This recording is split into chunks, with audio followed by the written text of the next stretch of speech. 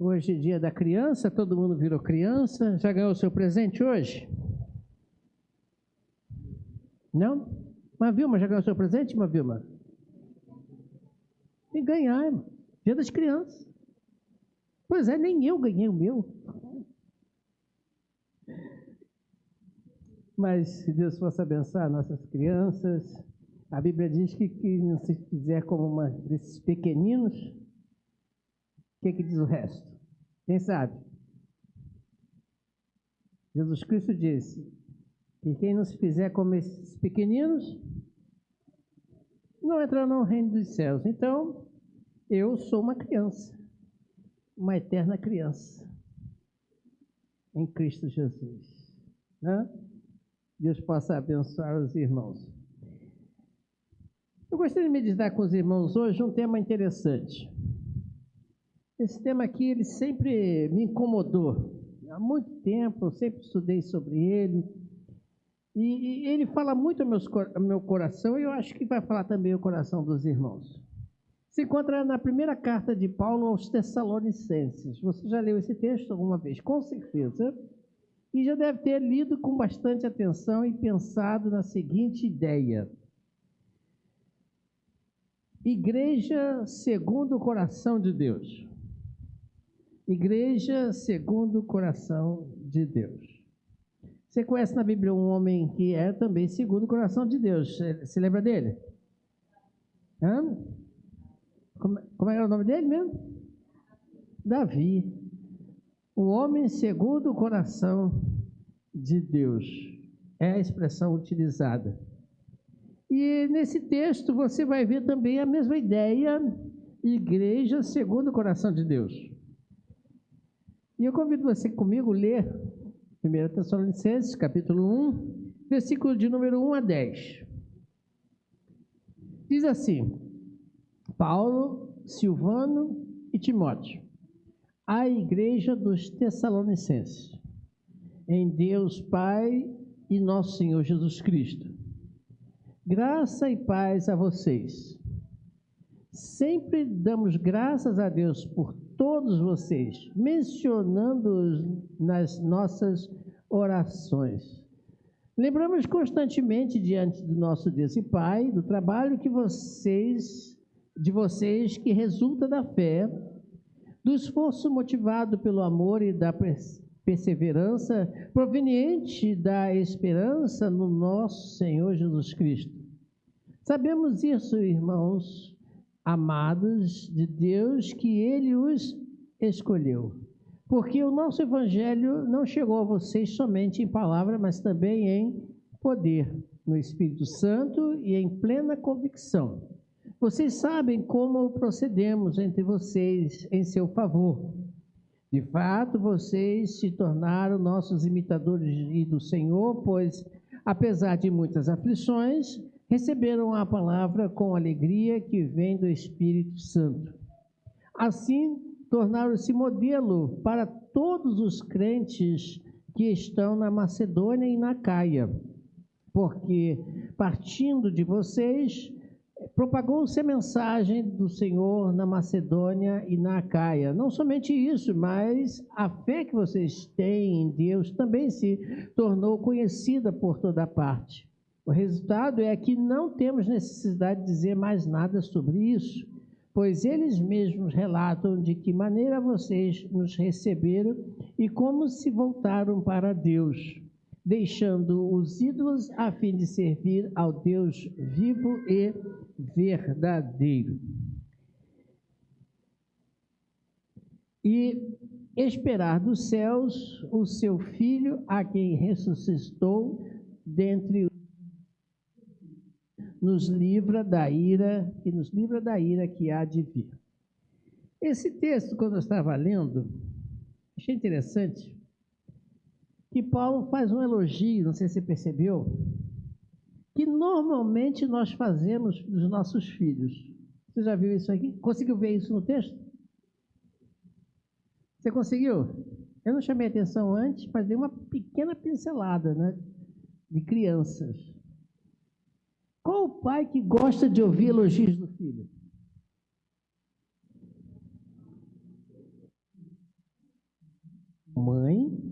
gosta de ouvir elogios do seu filho? Hã? Acho que todos. E quando o pai, por exemplo, vai na escola e o professor ou a professora fala assim, ó, fulaninho é um excelente aluno, comportado, estudioso, né? Prestativo. Todo pai gosta, né? Sai de lá com um sorriso, de orelha a orelha, não é isso? Agora, tem que ouvir aquelas frases, ó, fulano está precisando aí, está difícil, essa criança sem modos, só dá trabalho, não se dedica, não estuda. O pai e a mãe não gostam de ouvir isso não, né, irmão? Não gosta não. Só gosta de ouvir que o filho é maravilhoso, ou a filha maravilhosa, né? Quando você se converte, a Bíblia diz que nós somos o quê? Quando nós nos convertemos? Crianças, né? E aquele que nos levou o Evangelho, geralmente nós denominamos essas pessoas como o quê? Pai da fé.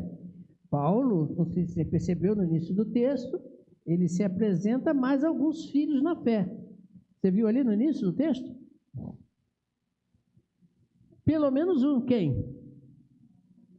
Timóteo, meu filho na fé, que também fez um bom trabalho.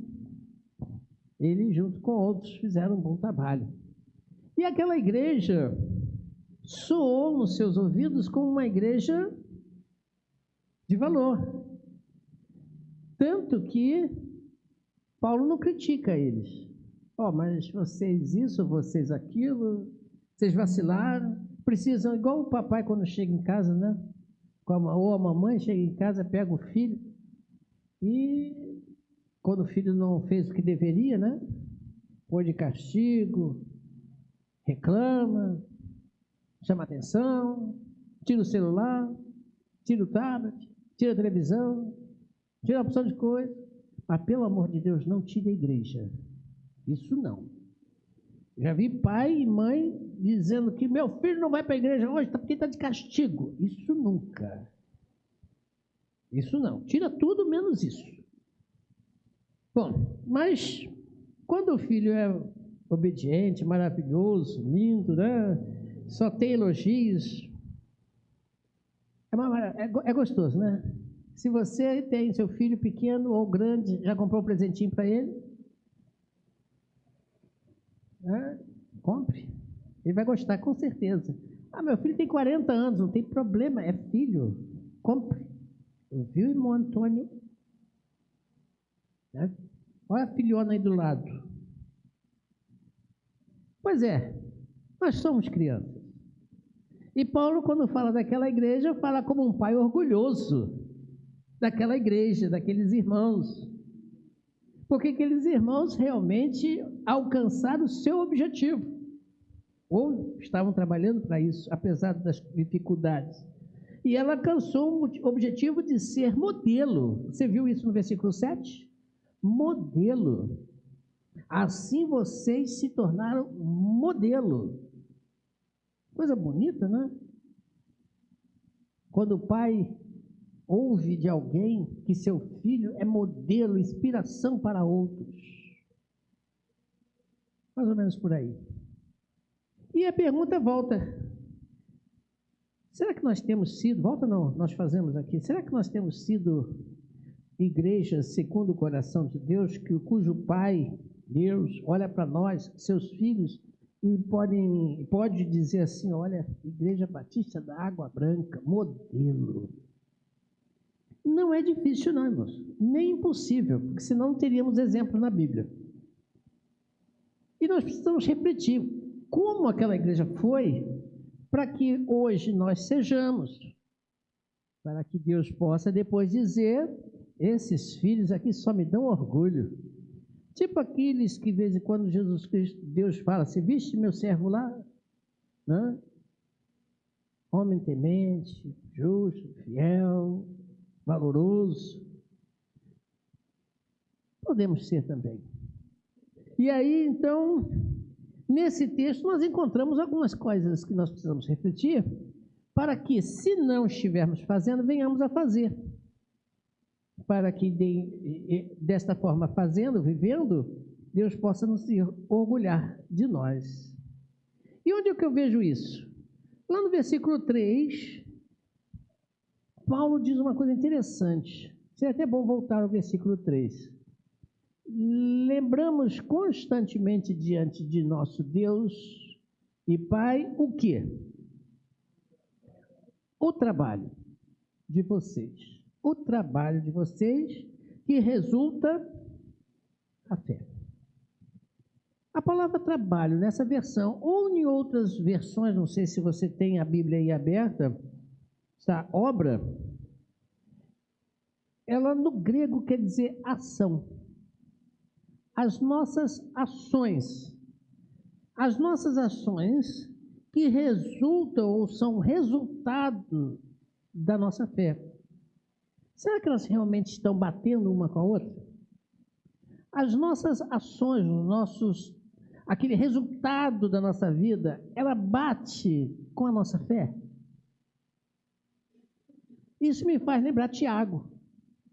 Tiago, ele faz vamos dizer assim, um resumo do que vem a ser essa ação, obra, fé, e um junto com o outro, caminhando, cooperam um com o outro.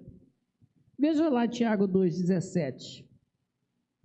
17 a 26. Tiago diz o seguinte, presta atenção. Assim, diz ele, também a fé, por si só, se não é acompanhada de obras, essa fé está o quê? Morta. Você, contudo, alguém pode, né, dizer, você tem fé, eu tenho obras. Mostre-me a sua fé sem obras, e eu lhe mostrarei a minha fé pelas obras. Você crê que existe um só Deus? Parabéns, muito bem, ótimo, mas não resolve o problema. Por quê? Porque até os demônios, o quê? Creem. Só vou fazer um parênteses aqui. Tem gente que lê esse texto ou recita esse versículo de uma forma errada. Vocês já ouviram aquela frase assim, que ser crente até o demônio é, ou o diabo é. Já ouviu essa expressão? É uma leitura errada deste versículo. Primeiro que não fala do diabo, fala demônios. E segundo, não fala em crente, fala em crer, de acreditar. Por exemplo, eu acredito que na sua casa tem geladeira. Eu vi? Não, mas eu acredito. Eu acredito que tem geladeira. Acredito que tem parede. Mas, e daí? Qual a diferença? Nenhuma. Agora, ser crente é diferente. E veja que Tiago vai trabalhar isso. Ele diz lá, insensato, quer certificar-se de que a fé sem obras é inútil? Aí ele vai no versículo 21 e cita quem? Abraão. O nosso pai Abraão, lá no passado, ele não foi justificado pelas obras quando ofereceu o seu filho sobre o altar? Você pode ver que tanto a fé como as suas obras estavam andando juntas. E a fé foi aperfeiçoada pelas obras. Cumpriu-se então o que diz as Escrituras, que Abraão creu em Deus, e isso foi acreditado, lhe foi creditado como justiça. E ele então foi chamado amigo de Deus. Vejam também, diz outro exemplo, Vejam, a pessoa então foi justificada pelas obras e não somente pela fé. E aí ele cata mais um exemplo. Pelo caso de Raabe, a prostituta. Raabe, a prostituta, não foi justificada por Deus pelas suas obras quando acolheu os espias e o fez sair por outro caminho? Assim como o corpo está sem espírito morto, também as suas obras sem a fé, ou a fé sem as obras, é o quê? Morto. Espera aí, não estou entendendo bem. Quer dizer que eu sou justificado pelas obras? Não. As obras, ou a obra, ou o resultado, é a manifestação da sua fé, é aquilo que se vê, é aquilo que os outros veem, daquilo que você não pode mostrar, porque não é visto a fé. Você vê o tamanho da minha fé? Se bobear, nem eu vejo direito. Mas eu mostro que tenho fé através das minhas atitudes. E só para completar, ele cita Abraão, não citou Abraão? Lê comigo, só para você ter a ideia, Gálatas 3:9. Olha que Paulo fala à igreja de Gálatas. Gálatas 3:9. Assim, os que são da fé são abençoados com Abraão, homem de fé. Tem uma versão que coloca essa expressão aí, abençoados com Abraão, ele coloca como crente Abraão. Não sei se você tem essa versão aí. Como crente, bom, né? Zé Bento tem. Com certeza alguém tem mais. A palavra crente, só um parênteses aqui, é diferente de cristão, tá? Se alguém me chama de cristão, ele está me chamando de apelido dado àqueles que praticam os ensinamentos de Cristo. É apelido. Crente é aquele que entrega a sua vida a Deus. Então, eu não prefiro ser chamado de cristão, eu prefiro não ser chamado de cristão e ser chamado de crente.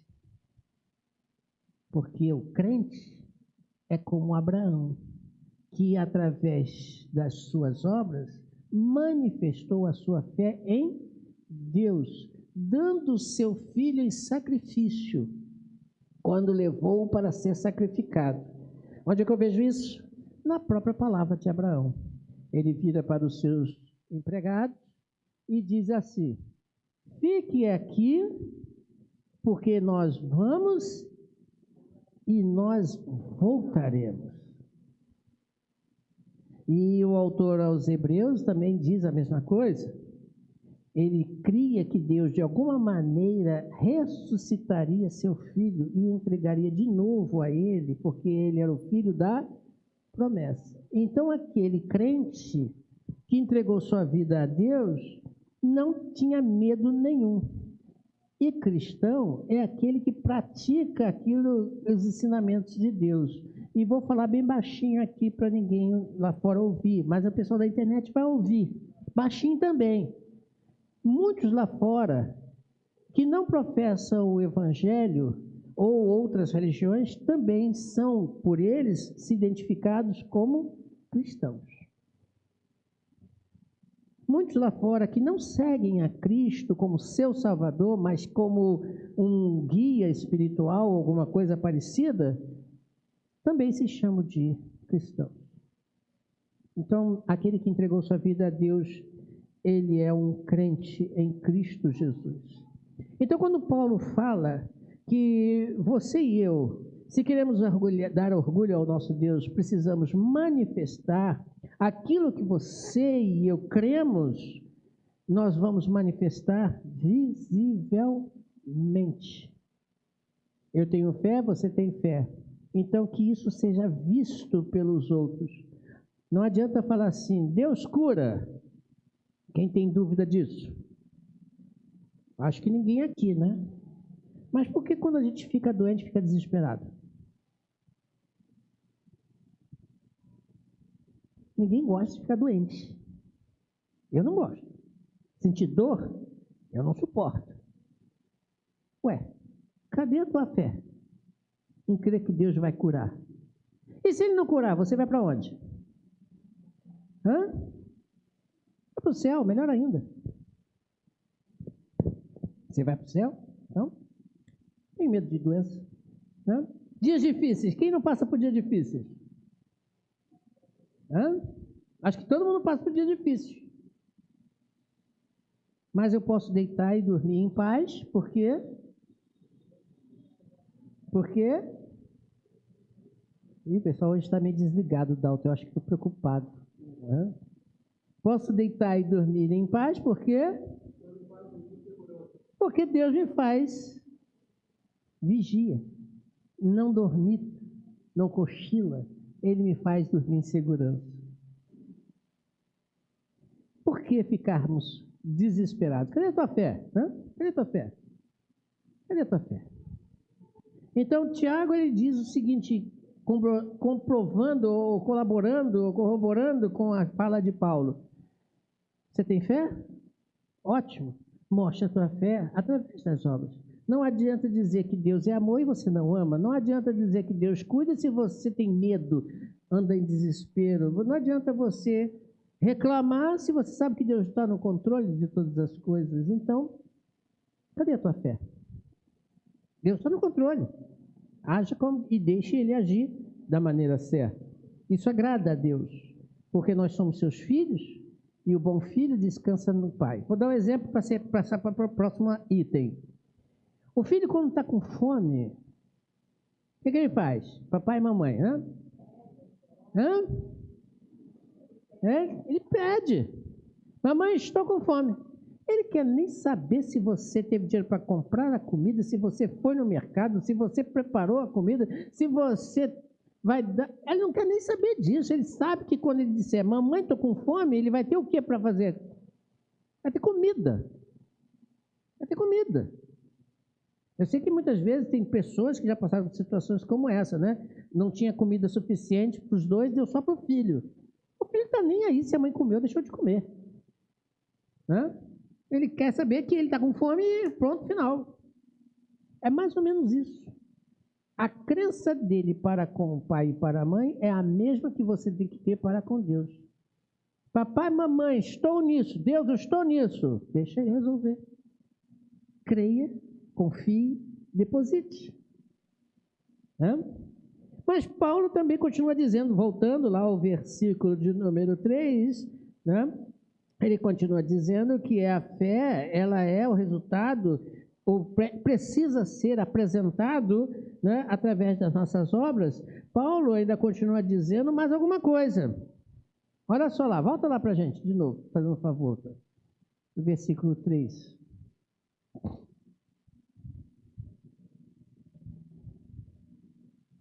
Morreu? Tá, não está ouvindo ali, não tem problema não. Eu leio aqui, no versículo 3 de 1 Tessalonicenses 1, ele diz assim, trabalho que resulta da fé. E ele continua dizendo, cadê o trabalho? Resulta da fé, e depois ele diz do esforço, motivado pelo amor, esforço. A palavra esforço, ou em algumas versões, não sei se o irmão tem essa versão. Esforço ou trabalho, no grego, quer dizer fadiga. O que é fadiga? Cansaço.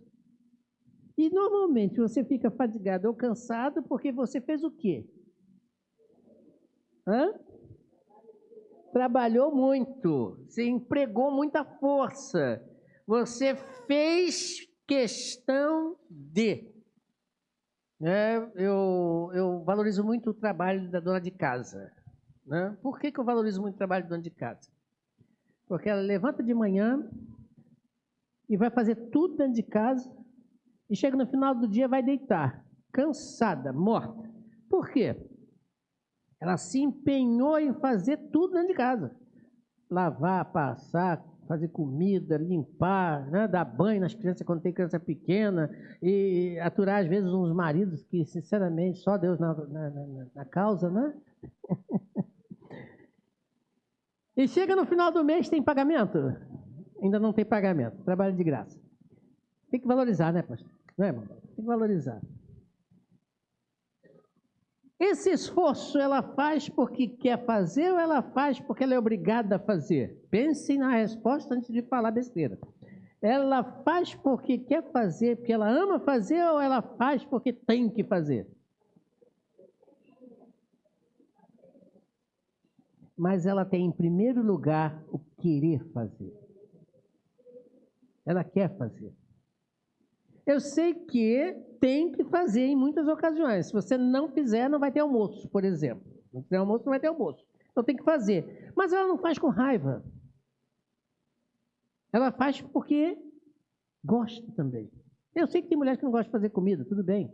Né? Existem casos e casos. Eu estou dando um quadro geral aqui. Né? Pintando um quadro geral.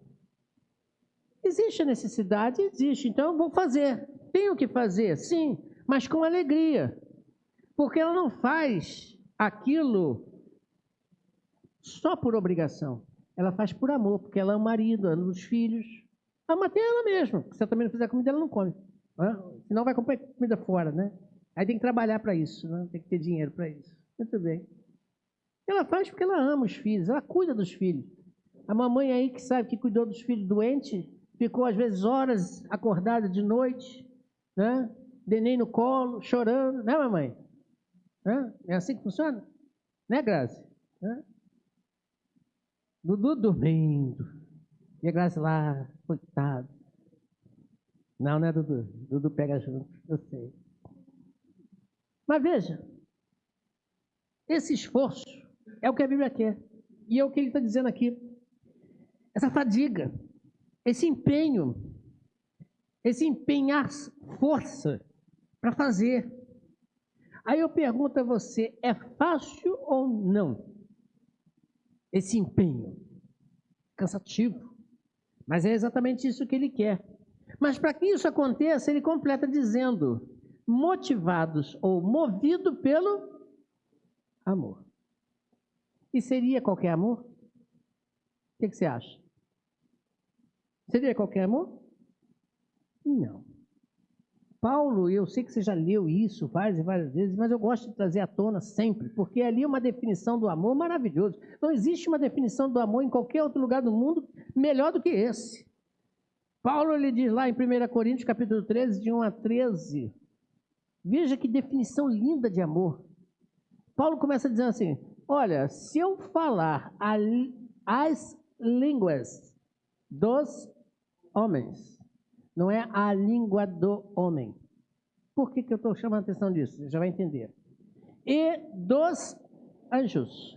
Mas não tiver amor, serei como um sino que ressoa ou como um símbolo que retine. Paulo está dizendo o seguinte, você pode ser perfeito em tudo, falar perfeitamente, ter o conhecimento de todas as línguas deste mundo, não vai ter dificuldade em se comunicar com ninguém que não seja brasileiro, porque você sabe falar a língua do indivíduo.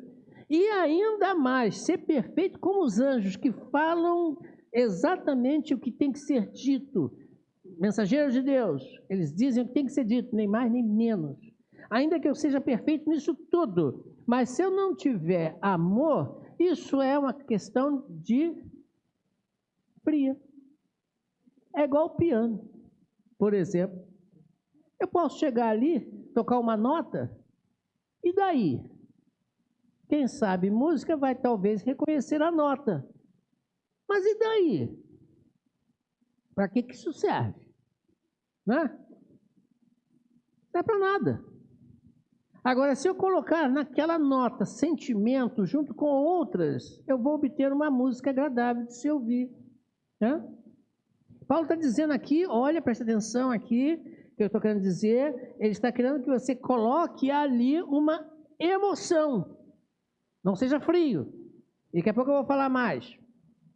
E ele continuou no versículo 2 dizendo: ainda que eu tenha o dom da profecia e souber todos os mistérios e todo conhecimento e tiver uma fé capaz de mover montanhas, mas não tiver amor, nada serei. Ou, em outras palavras, ainda que eu seja poderoso em tudo, conhecedor de todos os mistérios, e não tiver amor, nada sou. Versículo 3: ainda que eu dê aos pobres tudo o que possuo e entregar o meu corpo para ser queimado, em outras versões, né? Para que tenha, e não tiver amor, nada disso vale. Sacrifício de tolo. Paulo, nesses 3 primeiros versículos, ele está falando uma coisa interessante. Ele está falando de sentimentos, de emoções. Para que você entenda o que são sentimentos e o que são emoções. Sentimento é algo que você tem ou sente, por exemplo, amor, alegria, né? Você tem tristeza, raiva, alguma coisa do tipo, né? E que isso é visto pelos outros. Sentimento. Agora, emoção não.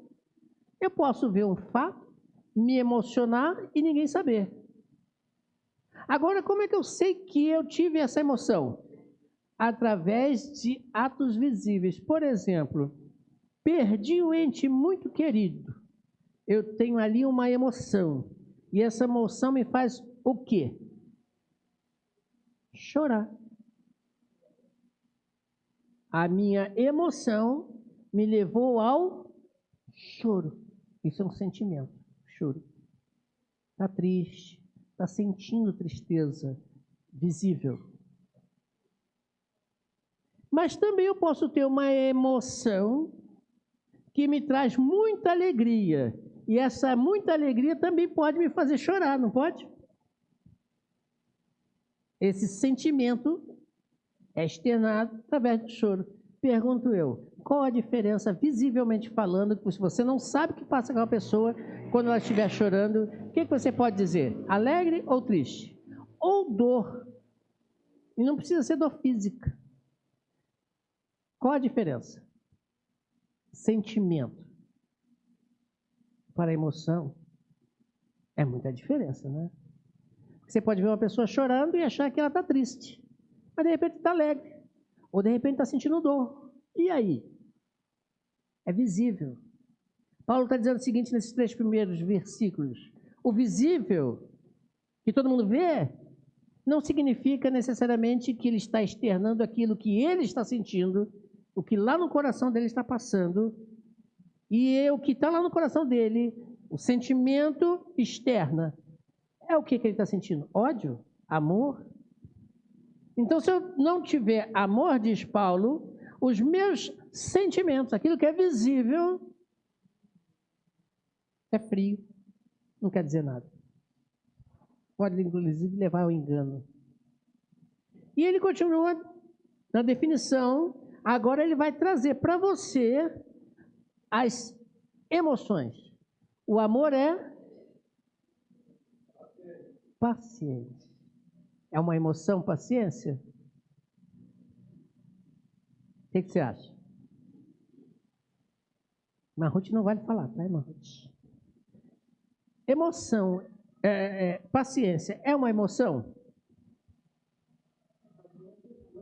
Hã? É uma escolha que nasce aonde? Dentro do coração. Lá dentro.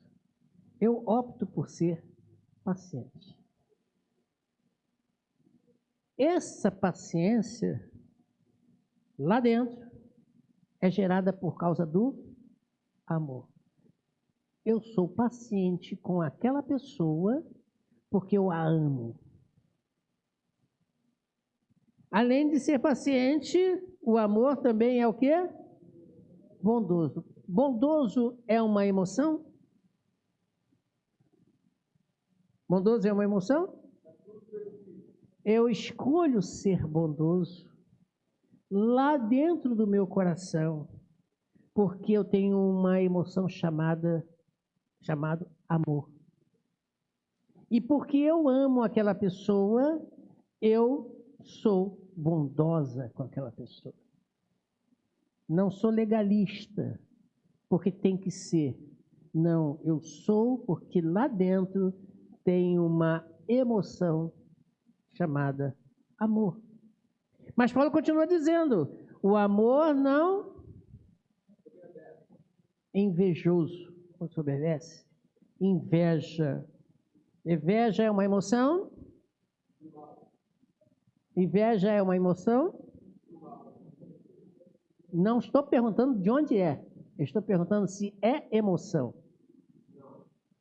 Inveja é uma emoção? É um sentimento? Porque exteriorizou algo lá de dentro. O que lá de dentro, quem tem inveja? Aí sim, o mal. O amor não pode se vangloriar. O que é vangloriar? O nome já diz, já botei separado para você entender. O que é vangloriar? Sim, mas o que é na palavra definição vangloriar? Botei separado, hein? Para dar ideia. Hã? Vaidade, pode ser? Sim. Mais ou menos isso. Vangloriar é uma glória inútil. Vazia. Por isso que eu botei separada a palavra. Vangloriar. Uma glória inútil. Quem tem o sentimento amor verdadeiro não busca glórias vazias. Eu fiz. Eu sou bom. Não é nada. O amor não se orgulha. Interessante, o amor não se orgulha. Eu fico orgulhoso quando eu faço uma coisa bem, não fico? Você fica? Hã? Eu fico orgulhoso quando eu preparo alguma coisa. Ficou bonito pra caramba, fiz muito bem. Não é assim que a gente age normalmente, né? Mas você fez porque você tem capacidade ou porque você foi levado a fazer, dado a você capacidade? Hã? Se eu chegar aqui e pedir aqui alguém para tocar o piano no meu lugar, você vai conseguir? Não. Por que não? Porque você não tem a capacidade para isso. Agora, se eu, ou Dalton, ou outro professor, passar as instruções, como funciona, não vai funcionar, não vai tocar? Né? Dalton na clarinete. Ainda quero ver esse negócio, hein? Mas essa capacidade não veio porque eu sou bom. É porque eu tenho o amor lá dentro verdadeiro e por isso eu reconheço que o que eu sou hoje é devido a muitos fatores anteriores de muitas outras pessoas agindo na minha vida. Então eu não posso me achar o tal só porque eu fiz. Olha só que coisa bonita que Paulo está trabalhando para a gente. Aí continua. O amor não maltrata. Vocês entenderam a ideia, né? O amor não maltrata. Como é que eu consigo entender pessoas maltratando outras? Podem ser por palavras, por ações, ou até mesmo por pensamentos. Não dá. O amor não procura seus próprios interesses. O amor não se ira. Inclusive, tem um versículo que mais ou menos cita essa palavra, né? Você conhece o versículo? Irai, mas não... Você pode até ficar irado, mas não deixe que o sol se ponha sobre a vossa... Ou seja, a consciência, a razão. E isso está lá dentro de você. Lá dentro do seu coração. Essa emoção que lhe provocou a ira, ela precisa ser controlada, pensada, raciocinada, para que no exteriorizar, vamos dizer assim, aquele sentimento não venha a quebrar todas as vezes um trabalho que é preparado e construído por Deus em nossas vidas. O amor não guarda rancor. Já viu uma pessoa rancorosa? Por que a pessoa é rancorosa, hein? Já pensou? Já parou para pensar por que uma pessoa é rancorosa? Mas guardar rancor. Você sabe o que é guardar rancor?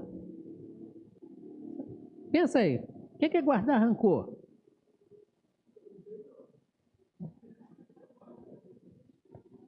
Guardar rancor. Guardar rancor, vou dizer uma coisa muito simples, bem fácil. Uma pessoa te prejudica, prejudicou feio, te maltratou. Você se magoou, ficou tristinho, com todo, vamos dizer assim, com toda razão. Mas você, porque tem amor no seu coração, você busca compreender o porquê daquela fala, daquela atitude lá daquela pessoa e procura entender os motivos pelos quais ela agiu daquela forma, daquela maneira, falou. E depois passa uma borracha naquele sentimento que te ofendeu, que te, aquelas ações, sentimento, ação, lembra? Passa aquela borracha. O irmão Nilson aí me fez lembrar, desempenadeira, né?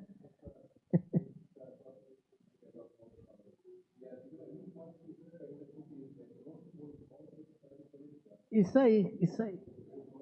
Quanto antes. Ou seja, você passa uma borracha em cima daquilo ali, né? Por isso que eu olhei para o irmão Nilson e me lembrei, a tal desempenadeira, né? Antes do cimento secar, para acertar. E aí, então, continuar a vida.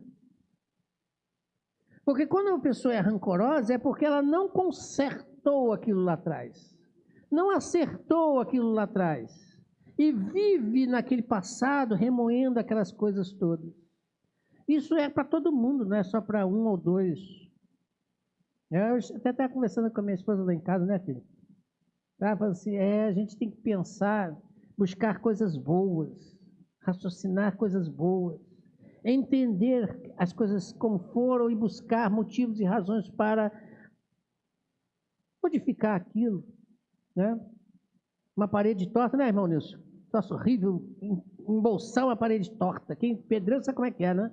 É uma dificuldade. Gasta-se tempo, mas é possível de deixá-la retinha. Gasta-se tempo, trabalho. Agora, se ficar com a parede torta, sempre vai ver aquele negócio. Sempre vai deixar que ela vai observar aquilo. Sempre vai ficar lembrando. Veja como é que o amor verdadeiro, a emoção, amor verdadeira de Deus não permite que isso aconteça. Mas vamos lá, senão a gente passa o dia todo aqui e não termina, né? Além disso, o amor não se alegra com a injustiça, mas se alegra com a injustiça e verdade. A palavra injustiça é o quê? Injustiça. Falta de justiça. Falta de justiça. Você vê uma coisa que está errada, não está justa. Você não pode se alegrar com aquilo. Muito pelo contrário. Tem que se alegrar com a justiça. É isso que está dizendo ali? Poderia até ser, mas não é isso que Paulo está dizendo. Está dizendo com o quê? Com a... E quem é a verdade? Jesus. Em outras palavras, não é você que faz justiça. Quem faz justiça é Deus. O amor entende e diz assim para Deus, Senhor, é contigo. E continua, vamos lá. Tudo, esse trecho aí deveria ser apagado da Bíblia para muita gente, né? Quando lê esse versículo, dá vontade de rasgar a Bíblia. Tem muita gente pensando assim, eu tenho certeza, irmão. Tudo sofre. Hoje, inclusive, a moda em muitas igrejas é pare de... Contrário do que a Bíblia ensina. Tudo crê. Tudo crê. Tudo espera. Tudo... Olha como é difícil esse versículo. É muito difícil. Porque você não está afim de sofrer, não está afim de suportar, você não está afim de esperar, não está afim de nada. Mas, continua Paulo, o amor nunca acaba. Tem pessoas que falam, acabou o amor. Não acaba. Se é amor verdadeiro, não acaba. Pode ter acabado a paixão, pode ter acabado a opção de outras coisas, mas o amor não. O amor nunca acaba, nunca morre. Mas as profecias, um dia, cessarão. As línguas, da mesma forma, cessarão. O conhecimento será deixado para trás. Pois, em parte, hoje, você conhece tudo. Em parte. E, em parte, nós pregamos, ensinamos. Quando, porém, vier o que é completo, isso é quando, irmãos? Isso é quando? Quando Jesus voltar. Quando nós formos para o céu. Então, quando isso acontecer, o que era em parte deixará de existir. Hoje nós sofremos dificuldades exatamente porque vivemos em parte ainda. Em parte. Mas não é desculpa para continuar, né? Temos que mudar. Quando eu era menino, Paulo vai explicar, quando eu era menino, eu fazia as coisas de menino, falava como menino, corria como menino, raciocinava como menino. Mas, quando eu hoje me tornei homem maduro, deixei as coisas para trás. De quê? De meninos. Em outras palavras, Paulo está pegando o que ele acabou de dizer lá atrás, dos sentimentos e emoções, e colocou agora a razão para funcionar. Né? Ele botou a razão para funcionar. A razão no amor. A razão na mola central. Nós só faremos esforço suficiente para conseguir aquilo que Deus quer para nós nas nossas vidas, se esta mola, se esta alavanca, se esse combustível chamado amor não estiver agindo. Se não estiver agindo, não vai funcionar nunca. Agora, pois, vemos apenas como por espelho, como reflexo, né? Mas um dia veremos a Deus o quê? Face a face. Agora conheço, diz Paulo em parte, mas um dia conhecerei plenamente. Da mesma forma que sou plenamente conhecido. Deus te conhece plenamente, tá? Assim, permanecem agora 3 coisas. A fé, a esperança e o amor. O maior destes, porém, é o amor. E para concluir...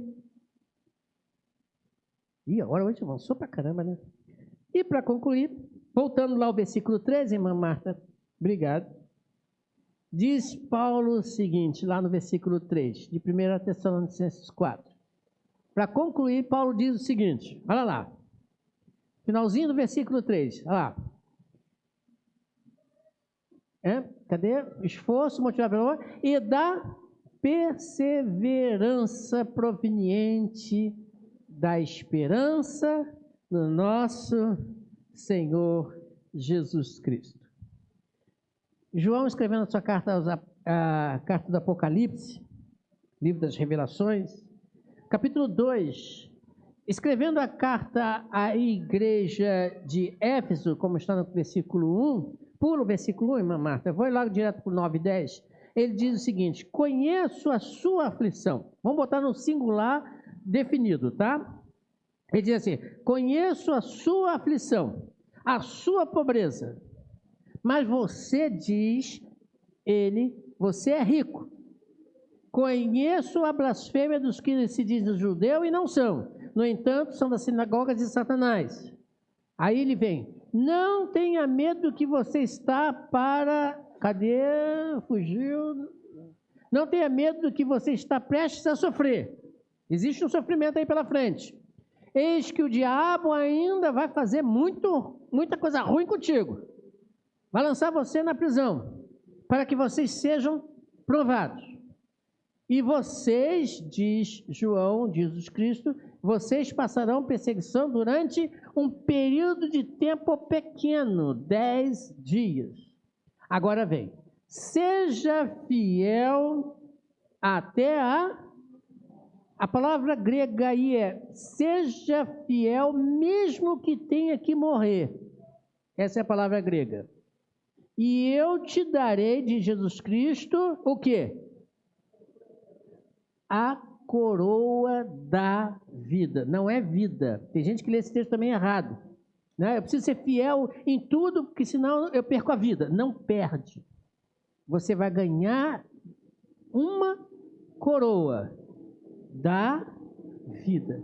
Mesmo que você tenha que morrer, viva isso. Porque se você viver isso, você vai ser presenteado. E ele fecha com a seguinte expressão. Olha, igreja de Tessalônica, vocês conseguiram ser o que são porque vocês foram imitadores de Deus. Em outras palavras, tudo o que você fizer, falar, pensar, coloque Deus, Jesus Cristo, no seu lugar e diga, será que ele falaria assim? Será que ele olharia assim? Será que ele pensaria assim? Será que ele agiria assim? Será? Se você não conseguir responder a esta pergunta, não faça. Não faça. Agora, se você conseguir dizer sim, faça. Cristo foi esbofeteado. E o que ele fez? Esbofeteou também? Não. Cristo foi cuspido. O que ele fez? Ele cuspiu também? Não. Cristo foi zombado. Ele zombou também? Não. Cristo foi traído por duas pessoas. Olha melhor, por todos que estavam ao seu redor. E ele traiu? Não. Cristo sofreu por mim e por você. E ele foi coroado com glória, porque ele fez o que fez por amor. Então essa palavrinha, esta emoção dentro do nosso coração precisa ser exteriorizada através das nossas obras, através dos nossos sentimentos, através das nossas atitudes, porque assim as pessoas verão a fé que você tem em Cristo Jesus. Que Deus possa nos abençoar. Amém, irmãos? Desculpe pela hora, né? Mas